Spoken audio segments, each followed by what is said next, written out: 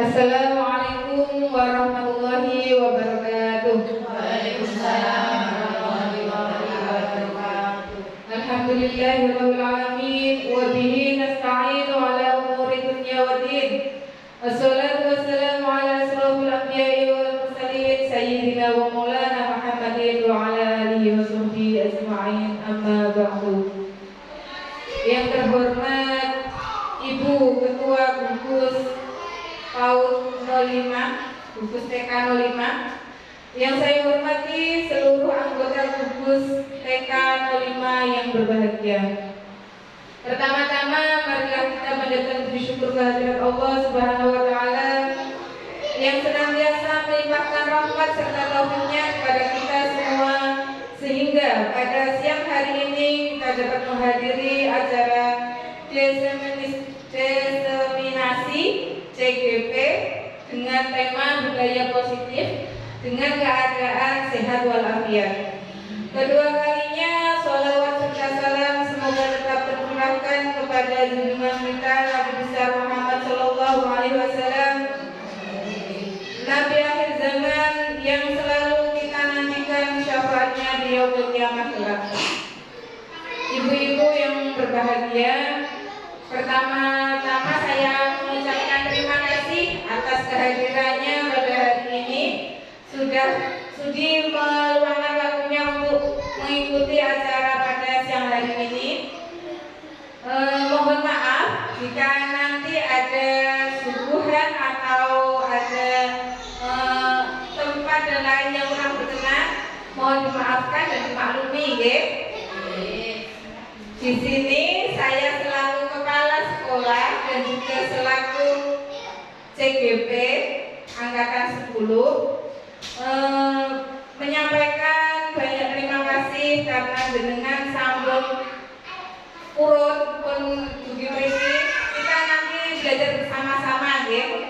Belajar bersama-sama, sharing bersama-sama, dan semoga ilmu yang kita dapatkan hari ini bermanfaat untuk kita semua. Amin. Baik, bisa diperhatikan, jadi jelas ya Bu, saya di sini ada diseminasi modul 1.4.A.9.1 budaya positif yang disusun oleh saya Taufik Kurniawati SPD PAUD dari TK Dharma Wanita Dayuh 1 CGP angkatan 10 Kabupaten Bojonegoro. Tujuan dari acara ini yaitu mengimplementasikan pemahaman terkait budaya positif yang dapat membantu murid belajar dengan aman dan nyaman sesuai dengan filosofi pendidikan dari Ki Hajar Dewantara, serta mendapat kesempatan untuk berbagi pemahaman dan pengalaman kepada guru lain. Jadi nanti tujuan kita hari ini yaitu saya sebagai CGP ingin mengimplementasikan pemahaman saya yang sudah saya pelajari di modul 1.4 ini ke jenengan semua. Nanti mohon untuk interaksinya, umpan baliknya, dan refleksinya, ya. Nah, sekarang kesepakatan belajar bersama hari ini yaitu 1. Seluruh peserta memiliki kesempatan untuk berpendapat. Jadi nanti jenengan semua bebas untuk berpendapat. Tidak usah takut salah dan benar, semua benar, ya. Karena pendapat kita pasti itu pendapat yang membangun. 2. Berpikiran terbuka dan saling menghormati. 3. Jika ada satu peserta berbicara, maka peserta yang lain dimohon untuk mendengarkan. Yang 4, berpendapat setelah dipersilakan, ya. Bukan sabutan. Nomor 5, berpartisipasi penuh. Saya harap nanti bisa sampai dengan selesai, ya. Nomor 6, mengikuti sesi kelas dengan perasaan yang gembira. Gembira apa hari ini? Gembira. Susahnya tinggal dulu di rumah, ya. Kalau ada sedih-sedihnya tinggal dulu di rumah. Kita gembira. Cari ilmu dengan gembira supaya gampang nangkepnya, gampang pahamnya. Ada yang mau ditambah atau kurang sepakat dengan kesepakatan belajar kita? Sepakat. Baik, terima kasih. Kalau sudah sepakat, saya lanjut.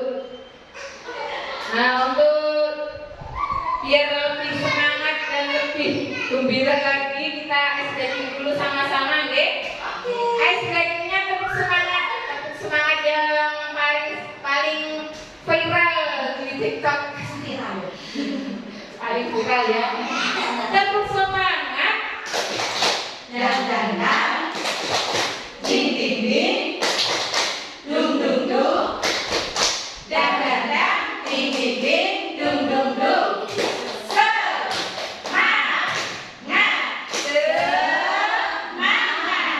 Baik, terima kasih. Sepertinya harus kita ulang biar lebih semangat lagi ya. Oke. Tepuk semangat. Dan ding ding ding, dung dung dung, dan ding ding ding, dung dung dung. Semangat. Oke, terima kasih Allah untuk kita semua. Oke, besok bisa ditularkan ke anak-anak ya, untuk semangatnya. Pasti anak-anak suka. Baik, ibu-ibu, hari ini yang akan kita bahas temanya ya ini, ada budaya positif dengan subtema disiplin positif dan nilai-nilai kebajikan universal, ada teori motivasi, hukuman, penghargaan dan restitusi, ada keyakinan kelas, ada kebutuhan dasar manusia dan dunia berkualitas, ada restitusi 5 posisi kontrol, serta ada restitusi segitiga restitusi. Mungkin ada yang sudah pernah dengar dari tema-tema yang akan kita bahas pada hari ini? Belum? Baik, berarti ini yang baru untuk kita semua ya. Yang pertama, budaya positif. Apa sih budaya positif itu? Budaya positif yaitu nilai-nilai atau keyakinan-keyakinan dan kebiasaan-kebiasaan di sekolah yang berpihak pada murid agar murid dapat berkembang menjadi pribadi yang kritis, penuh hormat dan tanggung jawab. Jadi yang disebut budaya positif itu nilai-nilai atau kebiasaan-kebiasaan atau keyakinan-keyakinan yang selama ini kita lakukan di sekolah kita, yang tentunya sesuai dengan nilai-nilai kebajikan. Budaya positif sangat perlu untuk diterapkan. Kenapa? Karena menurut saya sebelum membangun budaya positif yang mengacu pada murid, terlebih dahulu membangun budaya positifnya itu pada diri kita sendiri. Jadi kalau kita mau menerapkan budaya positif di sekolah ke anak-anak kita, di warga sekolah kita, yang paling utama diri kita sendiri yang harus kita bangun budaya positifnya. Karena apalagi anak-anak kita kan keliru ulung, apa yang dilakukan bu guru pasti akan dicontoh. Jadi kita harus menjadi teladan yang baik untuk anak-anak kita. Menurut Ki Hajar Dewantara, guru adalah among, artinya guru itu menjaga, memberi tauladan, membina dan mendidik anak dengan penuh kasih sayang. Saya rasa kalau penuh kasih sayang pasti gitu, apalagi anak-anak usia dini. Tugas guru adalah menuntun segala kodrat yang ada pada anak agar mereka mencapai kebahagiaan dan keselamatan setinggi-tingginya, baik sebagai manusia maupun sebagai anggota masyarakat, berdasarkan pada kodrat alam dan kodrat zaman. Jadi tugas kita sebenarnya yaitu sebagai penuntun, bukan penuntut. Kalau selama ini jenengan merasa jenengan itu sudah menjadi penuntut atau penuntut, Bu? Dua-duanya. Kombinasi berarti. Berarti kombinasi. Jadi penuntut juga penuntun. Berarti sekarang sudah tahu kita itu sudah benar atau belum? Posisi kita itu sudah benar atau belum? Nah, berarti masih harus dibenahi lagi, oke? Harus bisa seutuhnya menjadi seorang penuntut. Yang pertama, tema disiplin positif dan nilai-nilai kebajikan universal. Apa makna kata disiplin? Makna disiplin positif yang dikemukakan oleh Ki Hajar Dewantara maupun Diana Gosen, di mana kedua pakar pendidikan mengartikan disiplin sebagai bentuk kontrol diri, yaitu belajar untuk kontrol diri agar dapat mencapai suatu tujuan mulia. Nah, jadi yang dinamakan disiplin itu adalah anak-anak ketika sudah mempunyai disiplin. Kalau sudah punya disiplin, anak-anak itu bisa mengontrol dirinya. Misalnya, kalau waktunya beristirahat, anak-anak ada yang keluar, pengen jajan. Ketika anak itu sudah mempunyai rasa kontrol diri, maka anak-anak itu bisa menahan karena dirinya sendiri sudah paham, bukan karena takut kepada guru. Saya nggak jadi keluar karena takut guru. Berarti itu disiplin positifnya sudah sesuai atau belum? Sudah apa namanya? Sudah masuk ke hatinya anak atau belum? Nah, berarti anak itu kalau punya disiplin positif yang sudah bagus, anak bisa mengontrol dirinya.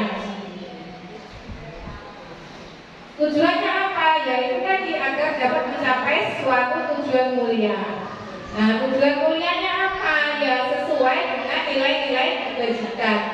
Nilai-nilai kebajikan universal sendiri mempunyai arti nilai-nilai kebajikan yang disepakati bersama, lepas dari suku bangsa, agama, bahasa maupun latar belakangnya. Salah satunya adalah nilai-nilai kebajikan yang ingin dicapai oleh setiap anak Indonesia yang kita kenal dengan profil pelajar Pancasila. Jadi tujuan untuk menanamkan disiplin positif ke anak-anak itu ya agar anak-anak tumbuh menjadi anak yang mempunyai profil pelajar Pancasila. Jadi anak apa saja, Bu? Profil pelajar Pancasila itu punya berapa dimensi? Berapa ya? Ada 6 dimensi. Ada beriman bertawakal kepada Tuhan Yang Maha Esa dan berakhlak mulia. Ada mandiri, bernalar kritis, kreatif, bergotong royong, berkebinekaan global.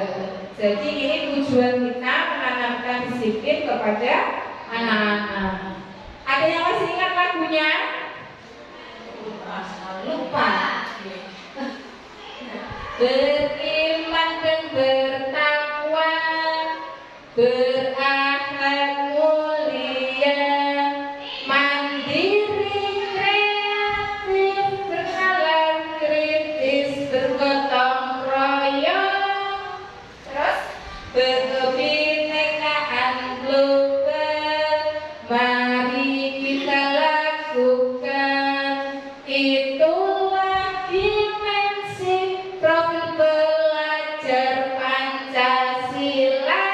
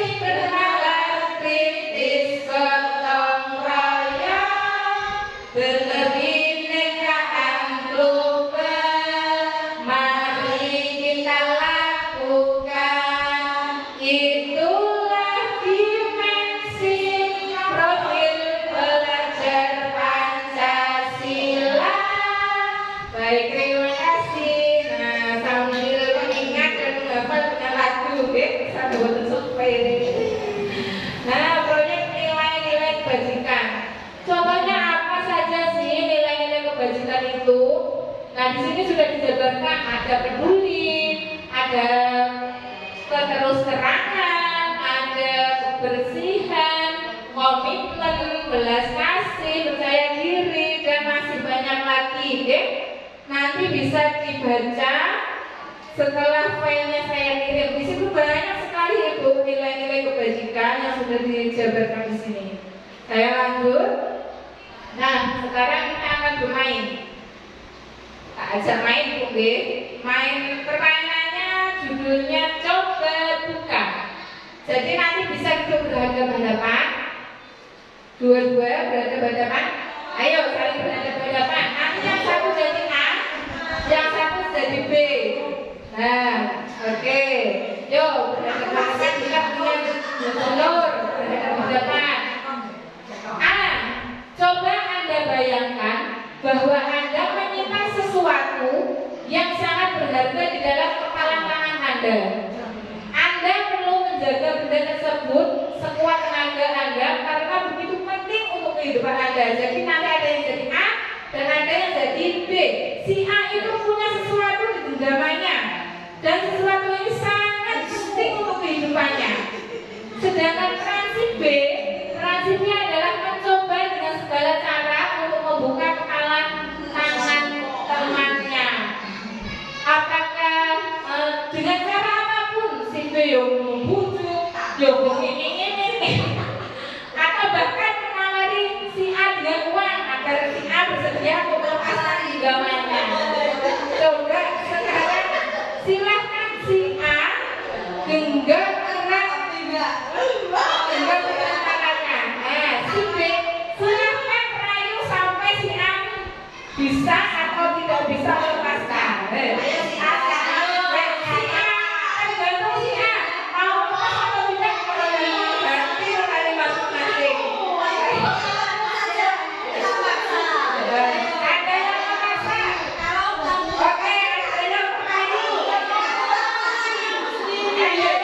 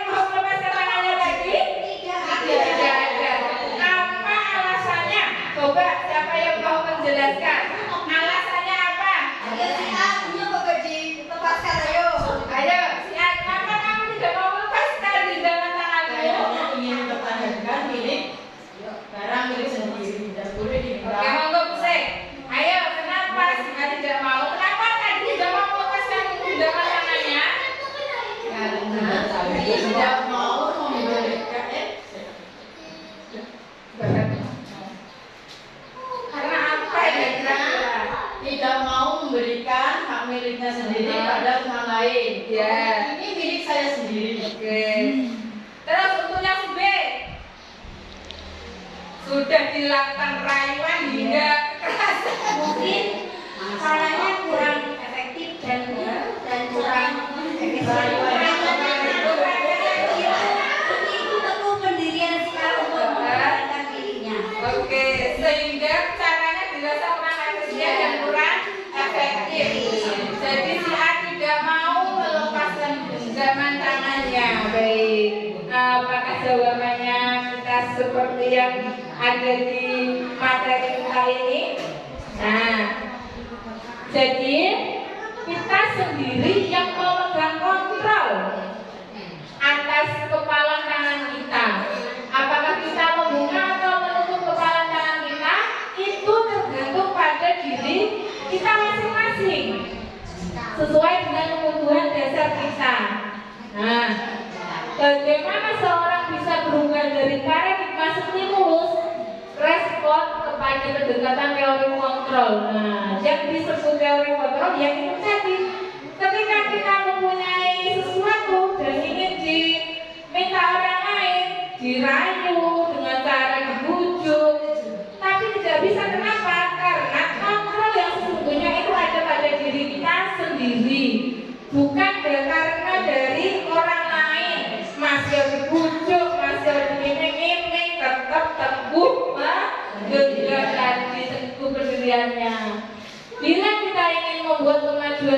kesalahan, sedikit demi sedikit ubahlah sikap atau perilaku kita. Namun bila kita ingin memperbaiki cara-cara utama kita, maka perlu mengubah kerangka acuan kita. Ubahlah bagaimana Anda melihat dunia, bagaimana Anda berpikir tentang manusia. Ubahlah paradigma Anda, skema pemahaman dan penjelasan aspek-aspek tertentu tentang realitas. Dan ini pendapat dari Stephen R. Covey, teori kontrol dan teori stimulus respon. Ini perbedaannya Ibu. Jadi kalau paradigma lama, pemahaman kita tentang paradigma lama itu mengacu pada stimulus respon. Realitas atau kebutuhan kita sama. Itu cara pikir kita di paradigma lama. Sedangkan di paradigma baru itu tentang teori kontrol. Kita berpikirnya realitas atau kebutuhan kita itu berbeda. Jadi semua orang itu tidak sama kebutuhannya.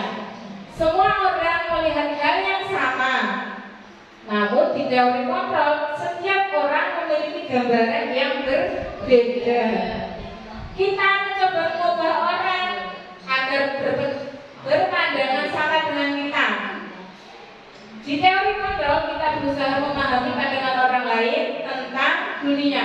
Memahami, ya, kalau di teori kontrol memahami pandangan orang lain.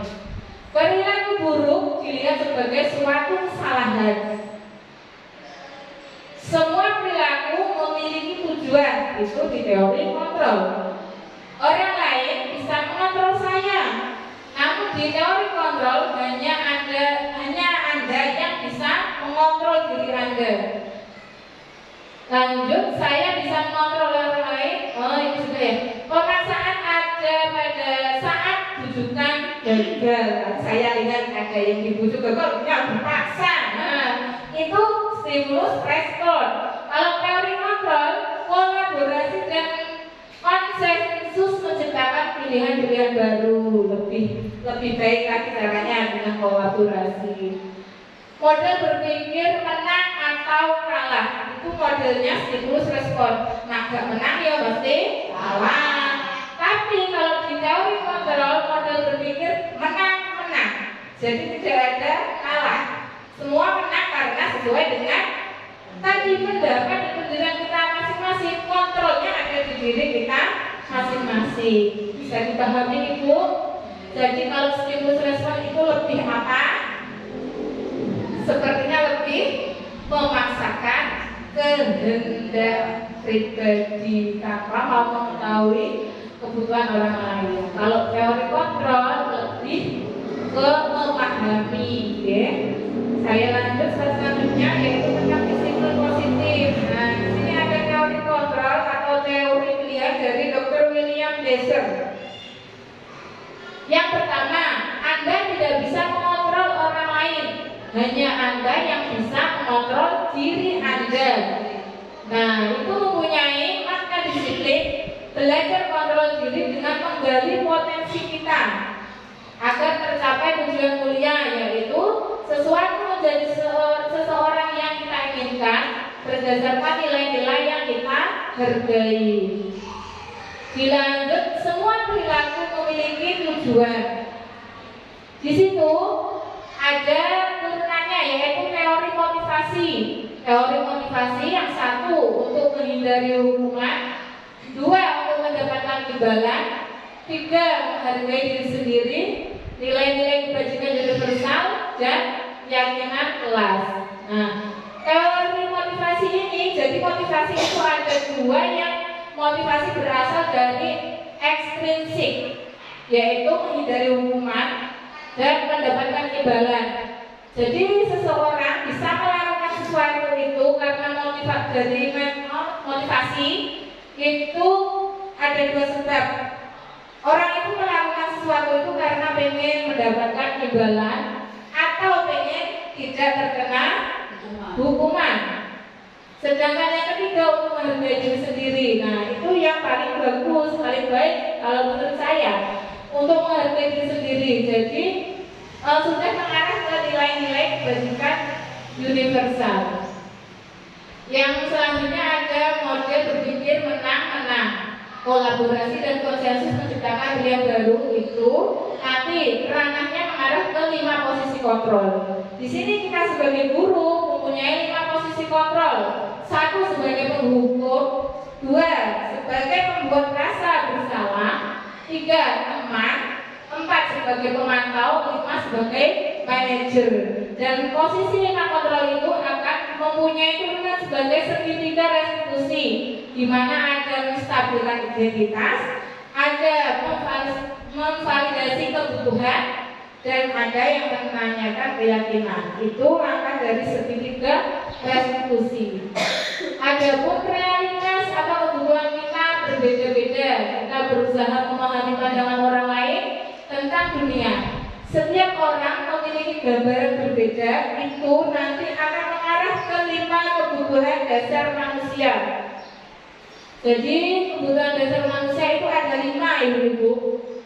Penguasaan, kasih sayang, dan rasa diterima, kesenangan, serta kebebasan. Itulah 5 kebutuhan dasar manusia. Nanti kita akan bahas lagi lebih lanjut. Nah, di sini saya sudah memberikan contoh penerapan disiplin positif dan nilai-nilai kebajikan di sekolah yang dapat kita terapkan sehari-hari, khususnya di kegiatan kebiasaan. Contohnya ada bergotong royong, ada 6S, senyum, sapa, salim, salam sopan, dan sahut. Berdoa sebelum dan sesudah kegiatan. Mungkin di lembaga ibu sudah menerapkan nilai-nilai kebajikan yang lain. Misalnya apa ya, membaca surat-surat pendek, atau mungkin melakukan kegiatan ibadah, terus lagi membaca Pancasila atau menyanyikan lagu Indonesia Raya. Itu juga termasuk nilai-nilai kebajikan yang bisa diterapkan melalui kebiasaan yang ada di lembaga kita.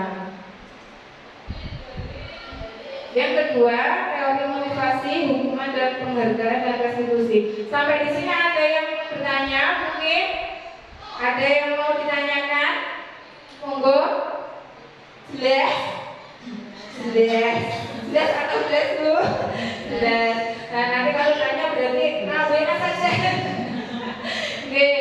2, teori motivasi, hukuman, dan penghargaan, serta restitusi.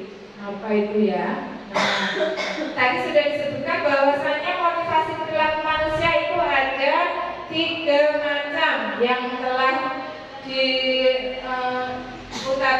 oleh Diana Gosen dalam bukunya Restructuring School Discipline, menyatakan ada 3 motivasi perilaku manusia. Yang pertama, untuk menghindari ketidaknyamanan atau hukuman. Jadi alasan seseorang itu macam-macam. Yang pertama, melakukan sesuatu karena ketidaknyamanan atau menghindari hukuman. Misalnya apa bu? Bisa kasih contoh? Kalau di murid kita, penerapan di murid kita, mungkin biasanya anak-anak mau datang pagi biar tidak telat, bukan karena kemauan dari dirinya, bukan dari menghargai diri, namun karena bendera dihukum karo guru. Kadang ada ya seperti itu, geng. Terus lagi untuk mendapatkan imbalan atau penghargaan, aku tak nulis siku rapi, dene oleh bintang 4. Biasanya kan seperti itu. Nah, itu yang perlu kita rubah untuk menjadi orang yang menghargai diri sendiri, yaitu teori motivasi yang ketiga. Oke? Menghargai diri sendiri dengan nilai-nilai yang mereka percaya. Berarti anak kalau sudah bisa menghargai diri sendiri itu sudah tahu mana yang baik, mana yang harus saya lakukan, bukan karena untuk menghindari hukuman maupun mendapat imbalan. Yang selanjutnya yaitu perbedaan hukuman, konsekuensi, dan restitusi. Nah, pada kali ini harus kita pahami betul-betul bu, hukuman, konsekuensi serta restitusi. Apa ya perbedaannya? Nah, guru perlu meninjau ulang tindakan penegakan peraturan atau keyakinan kelas atau sekolah. Selama ini tindakan terhadap suatu pelanggaran berbentuk hukuman atau konsekuensi belum berupa disiplin positif atau restitusi. Selama ini aturan kelas kita lebih condong ke bentuk hukuman atau konsekuensi belum berupa bentuk disiplin positif atau restitusi. Disiplin merupakan identitas sukses, hukuman merupakan identitas gagal. Jadi kalau kita sudah mampu menerapkan disiplin, berarti kita sudah sukses menerapkan di anak-anak. Kalau kita masih saja senang menggunakan hukuman, senang menggunakan konsekuensi dan yang tentunya itu hukuman ya Bu.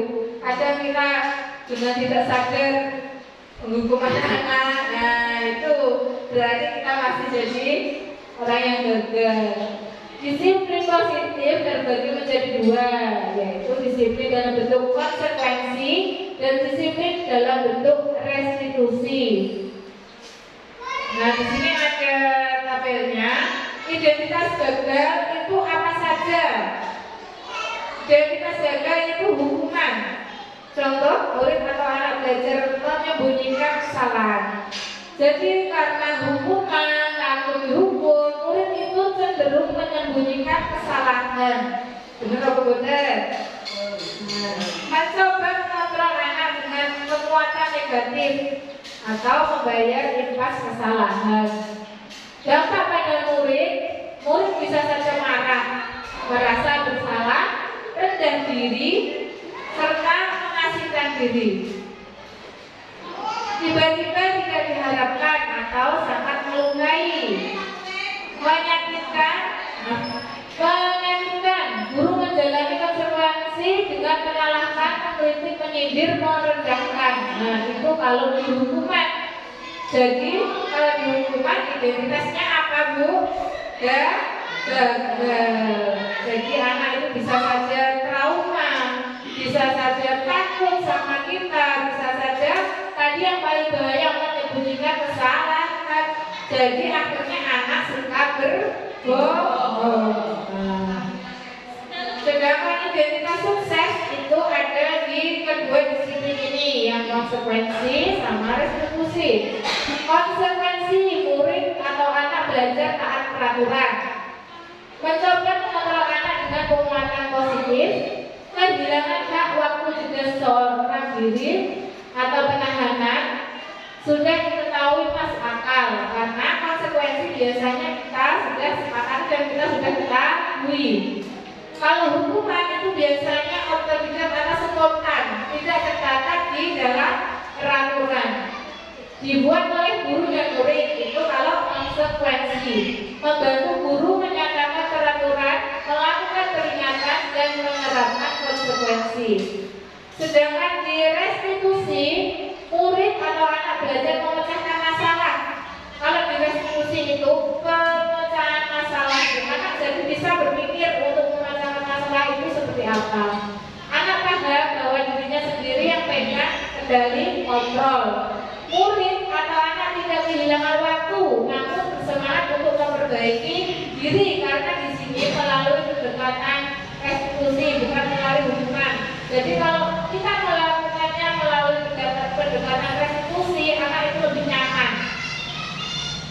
Berupa undangan atau mengadakan restitusi dibuat oleh murid atau anak. Menguatkan guru, menyebutkan keyakinan kelas, membimbing kerangka acara berpikir restitusi murid atau anak.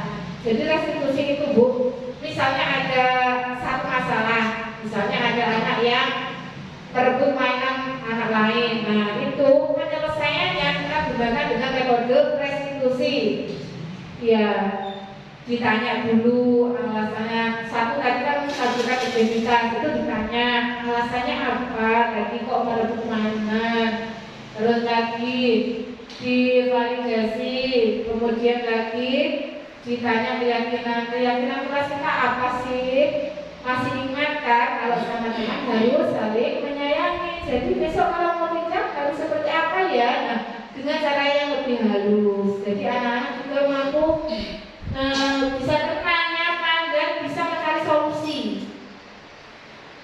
Oke, kita lanjut slide selanjutnya. Ini keyakinan kelas.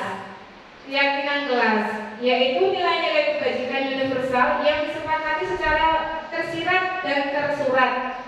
Tersirat dan tersurat, berarti tercatat. Lepas dari latar belakang suku, negara, bahasa maupun agama. Nilai-nilai kebajikan menekan pada keyakinan seorang agar lebih termotivasi seseorang dari dalam ini intinya Bu. Keyakinan kelas atau kesepakatan kelas itu dibuat supaya anak-anak dan warga sekolah itu bisa melakukannya sesuai dengan hati nurani atau tumbuhnya itu dari dalam diri anak-anak. Nah, sudah pernah membuat keyakinan kelas ibu-ibu selama ini di sekolah panjenengan namanya keyakinan kelas atau peraturan atau tata tertib. Nah, tata tertib sama keyakinan kelas itu kira-kira beda apa mboten? Beda apa mboten? Hah? Sama? Nah, kalau peraturan itu bedanya dengan keyakinan, yaitu kalau peraturan dibuat dari satu pihak saja. Biasanya guru, oke? Tata tertibnya budal ini harus seperti ini kan dari diri kita sendiri. Belum mengajak anak kan? Kalau keyakinan kelas kita buatnya bersama-sama. Jadi kita tanya ke anak-anak, bagaimana ya harusnya kalau kita di sekolah? Harusnya bagaimana kalau kita pembelajaran? Nah seperti itu nanti dibuatlah. Kan anak-anak belum bisa baca tulis, jadi anak-anak yang menyampaikan pendapatnya kita sebagai guru penulis seperti yang sudah saya buat ini sama anak-anak. Nanti kalau sudah kita hias bareng-bareng seperti ini. Nah, yang perlu diperhatikan dalam menyusun keyakinan kelas yaitu keyakinan kelas bersifat lebih abstrak daripada peraturan, yang lebih rinci dan konkret. Keyakinan kelas berupa pernyataan-pernyataan universal. Pernyataan keyakinan kelas senantiasa dibuat dalam bentuk positif. Jadi kata-katanya juga positif. Keyakinan kelas hendaknya tidak terlalu banyak sehingga murid mudah mengingatnya. Kalau terlalu banyak nanti bingung, gampang lali, Ibu. Keyakinan kelas sebaiknya sesuatu yang dapat diterapkan di lingkungan tersebut. Jadi yang ringan-ringan saja, gak usah bertele-tele tapi susah untuk menerapkannya. Keyakinan kelas sebaiknya sesuatu yang dapat diterapkan sudah semua warga kelas hendaknya ikut berkontribusi. Yang disebut warga kelas yaitu guru, murid, komite, ketua yayasan dan juga wali murid. Biasanya punya paguyuban, ya. Nah, pembuatan keyakinan kelas yang sudah saya lakukan kemarin seperti ini, Bu. Guru menjelaskan tentang keyakinan kelas ke anak-anak. Kemudian guru menulis keyakinan kelas yang telah disepakati bersama dari pendapat-pendapat bersama. Guru mengajak murid untuk menghias keyakinan kelas. Ya, jadi anak-anak lebih antusias dan pasti lebih mudah untuk mengingatnya karena kita buatnya bersama-sama. Ini contoh yang sudah saya buat. Oke, kita lanjut dari kebutuhan dasar manusia dan dunia berkualitas. Ada yang perlu ditanyakan sampai sini sebelum kita lanjut tentang keyakinan kelas? Cukup? Oke. Untuk membangun budaya sekolah yang positif dengan lingkungan yang aman dan mendukung murid untuk menjadi pribadi yang berdaya dan bahagia, salah satu upaya yang dapat dilakukan guru adalah memahami kebutuhan dasar dari murid kita. William Glasser menyatakan seluruh tindakan manusia memiliki tujuan tertentu, yaitu memenuhi kebutuhan dasarnya. Begitupun dengan murid-murid kita. Biasanya ada yang sangat aktif, itu pasti dia punya alasan kenapa dia melakukan tersebut. Biasanya jahil. Nah, itu pun anak-anak punya alasan dan kita sebagai guru harus bisa menemukan alasannya, kebutuhan apa yang sebenarnya anak itu butuhkan. Ketika semua kebutuhan dasar ini sudah terpenuhi, maka seorang anak atau murid akan tumbuh seimbang dan bahagia.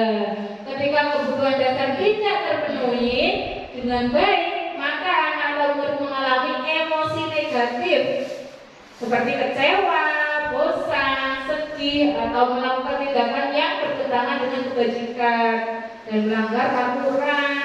Nah, perilaku buruk anak karena respon dari tidak terpenuhinya salah satu kebutuhan dasarnya. Jadi bahaya jika kebutuhan anak-anak ini tidak terpenuhi dengan seimbang.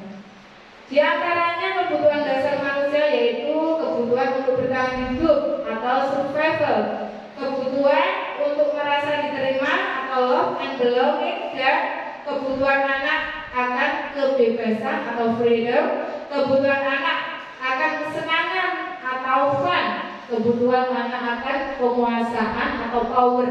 Dan kebutuhan ini sebenarnya tidak hanya pada anak, namun pada semua usia, semua semua manusia. Bukan berarti untuk anak-anak saja. Jadi kita juga, kalau salah satu dari kebutuhan dasar manusia ini belum terpenuhi dari kita, maka kita tidak bisa berkembang atau melanjutkan hidup kita dengan seimbang. Ngoten nggih? Nah, seumpama ada kebebasan yang belum terpenuhi dari hidup kita, pasti ada masalah yang akan muncul. Saya lanjut ke 5 posisi kontrol. Nah, tadi sudah dari awal kita sudah menyinggung posisi kontrol. Nah, di sini penjelasannya yang lebih lengkap, ya. Suatu program disiplin positif yang terpusat pada murid yang dikembangkan oleh Gerd Gosen dengan pendekatan restitusi melalui riset dan teori kontrol. Dr. William Gerd Gosen berkesimpulan ada 5 posisi kontrol yang ditetapkan seorang guru, orang tua, ataupun atasan dalam melakukan kontrol. 5 posisi kontrol ini tidak hanya harus dimiliki guru, namun kita sebagai ibu di rumah juga perlu menerapkannya. Jadi enggak 5 posisi kontrol ini enggak harus kita berperan sebagai guru saja. Di rumah pun harus bisa menerapkannya. Nah, posisi kontrol itu ada 5. 1, menghukum, sebagai penghukum. Posisi Anda sebagai penghukum. Kedua, membuat rasa bersalah. Ketiga, teman sebagai teman. Yang keempat, sebagai pemantau. Kelima, sebagai manajer. Apa sih maksudnya dari kelima posisi kontrol itu?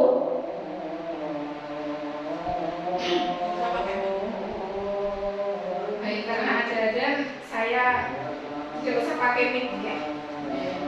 5 posisi kontrol yang pertama yaitu hukum. Jadi seorang penghukum itu bisa menggunakan hukuman fisik maupun verbal. Jadi kata-kata yang tidak enak itu juga termasuk hukuman. Orang-orang yang menjalankan posisi penghukum senantiasa mengatakan bahwa sekolah memerlukan sistem atau alat yang dapat lebih menekan murid lebih dalam lagi. Guru-guru yang menerapkan posisi penghukum atau penghukum ini akan berkata, biasanya ciri-ciri guru yang ada di posisi kontrol penghukum yaitu patuhi aturan saya atau awas. Nah, biasanya sih senangannya berada pada posisi penghukumnya awas. Kamu selalu saja salah nih, nggak bisa seperti itu, oke. Selalu, pasti selalu yang terakhir selesai. Kata-kata itu juga termasuk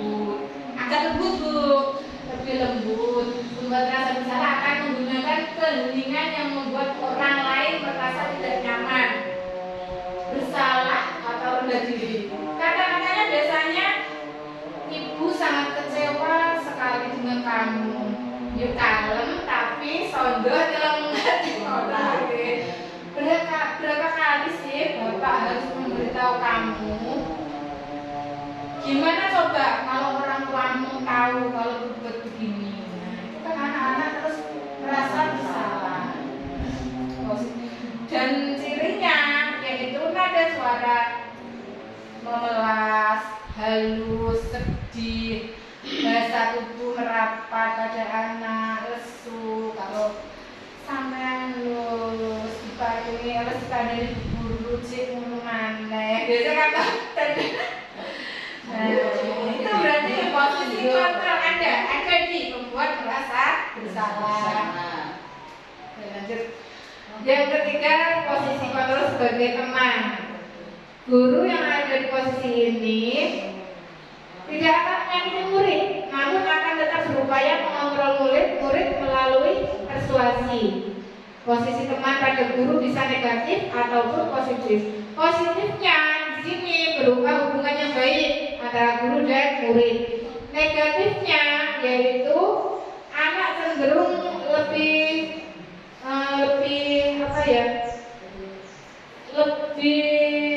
ingin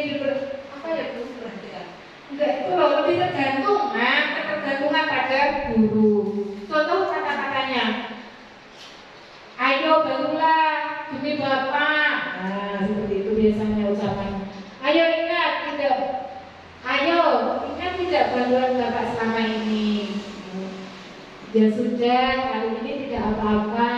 Nanti ibu yang bantu membereskan. Nah, biasanya ketika ini yang ibu-ibu guru TK lakukan. Kalau misalnya ada anak yang berangkat mainan tapi nggak mau mengembalikannya, ya sudah, kali ini nggak apa-apa. Nanti guru yang membereskan ya. Nah, berarti kalau kita seperti itu, posisi kita ada di posisi teman. Nada suara ramah, akrab, dan bercanda, bahasa tubuh merapat pada murid, mata dan senyuman sedekah, sambil senyum-senyum. Nah, itu posisi teman. Kalau pemantau berarti mengawasi. Pada saat kita mengawasi, kita bertanggung jawab atas perilaku orang-orang yang kita awasi. Posisi pemantau berdasarkan pada peraturan dan konsekuensi. Contoh katanya, peraturannya apa ya? Kalau ada anak yang berbuat salah, peraturannya apa ya? Apa yang telah kamu lakukan? Sanksi atau konsekuensinya apa? Jadi seorang pemantau itu kalau ada anak salah pasti langsung akan menanyakan konsekuensi dari lembaganya. Peraturannya apa? Kalau kamu melakukan itu konsekuensinya apa? Nah, biasanya ada ukurannya. Ukurannya itu ya konsekuensi sama peraturan sekolah itu. Pemantau itu biasanya nada suaranya datar, bahasa tubuhnya yang formal. Biasanya kalau di tingkat lebih tinggi SMP atau SMA biasanya ini diterapkan di grup tingkat gitu. Seperti itu. Nah, selanjutnya yaitu sebagai seorang manajer. Posisi terakhir yaitu manajer, posisi di mana guru berbuat sesuatu bersama dengan murid, mempersilahkan murid, mempertanggungjawabkan perilakunya, mendukung murid agar dapat menemukan solusi atau permasalahannya sendiri. Seorang manajer telah memiliki keterampilan di posisi teman maupun pemantau. Jadi ini bisa kombinasi. Manajer itu bisa kombinasi antara teman dan pemantau. Dan dengan demikian bisa jadi di waktu-waktu tertentu kembali kepada kedua posisi tersebut. Nah, berarti ini tergantung dengan masalahnya. Sewaktu-waktu kita bisa sebagai manajer, lain waktu kita bisa pula menjadi teman. Contohnya yang diucapkan sebagai seorang manajer yaitu apa yang kita yakini, menanyakan kembali keyakinan kelas. Apakah kamu meyakininya? Jika kamu meyakininya, apakah kamu bersedia memperbaikinya? Nah, itu pasti ditanyakan kalau posisinya ada di manajer.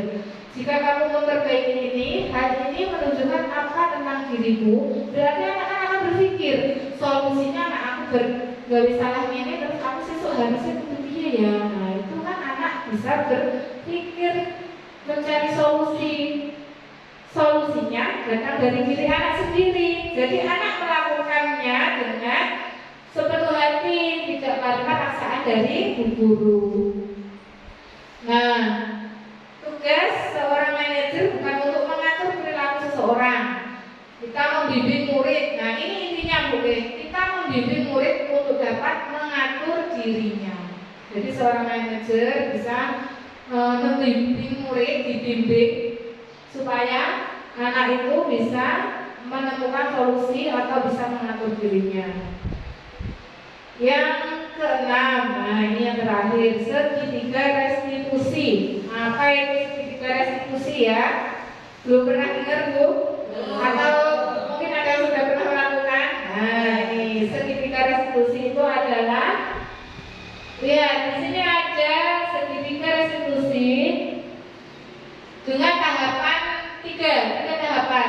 Yang pertama yang dari bawah, menstabilkan identitas.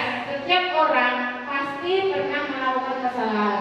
Kamu bukan satu-satunya yang pernah melakukan ini. Nah, segitiga restitusi itu diterapkan ketika anak kita ada masalah. Contohnya tadi melanggar atau tidak mematuhi kesepakatan kelas. Contohnya tadi ya Bu, ada yang berpermainan, ada yang buang sampah sembarangan. Nah, itu kita bisa selesaikan dengan segitiga restitusi ini. Yang pertama, menstabilkan identitas. Berarti jenengan harus tanya atau memberi pernyataan, nggak apa-apa, setiap orang pasti pernah melakukan kesalahan. Jadi anak terus tidak merasa terintimidasi, tidak takut. Terus yang kedua, setelah menstabilkan identitas, kita validasi tindakan yang salah. Kita validasi tindakan yang tadi anak lakukan tadi, kesalahan tadi. Kamu tentu punya alasan mengapa melakukan itu. Adakah cara yang lebih efektif untuk mendapatkan apa yang kamu lakukan? Jadi anak setelah kita tanya, kita kasih apa dari setiap orang pasti pernah melakukan kesalahan. Terus kita lanjut dengan, kamu pasti punya alasan kan kenapa buang sampahnya sembarangan. Nah itu memvalidasi. Nanti anak akan bercerita, iya Bu, aku tadi loh biasanya kan gitu.